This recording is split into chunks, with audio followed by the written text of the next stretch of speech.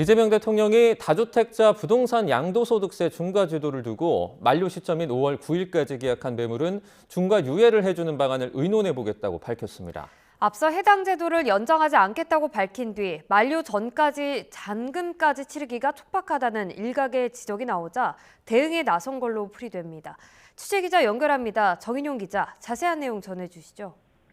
네, 이재명 대통령이 오늘 오전 SNS에 올린 글입니다. 이 대통령은 오는 5월 9일까지 계약한 부동산 매물은 다주택자 양도소득세 중과 유예를 해주도록 국무회의에서 의논해 보겠다고 적었습니다.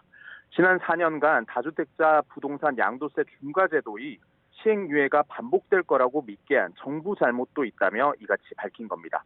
앞서 이 대통령은 지난 23일 전임 윤석열 정부에서 시행된 정책이자 5월 9일 만료를 앞둔 양도세 중과 면제 제도에 대해 연장을 전혀 고려하지 않고 있다고 선언했습니다. 다주택자는 양도세 중과 제도가 부활할 경우 오는 5월 9일 전에 보유 매물을 팔고 잔금을 치러야 추가로 붙는 세금을 피할 수 있는데요.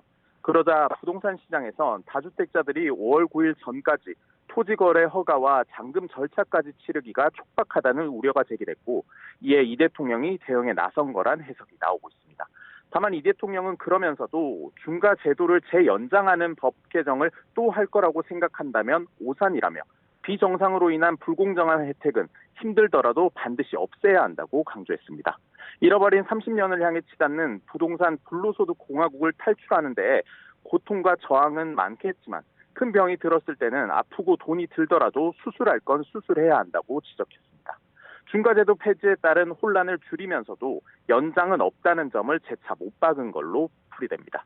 이 대통령은 정상화를 위한 상법 개정을 두고 기업과 나라가 망할 듯 호들갑 떨며 저항했지만 막상 개정하고 나니 기업과 국가사회 모두가 좋아지지 않았느냐고 반문하기도 했습니다.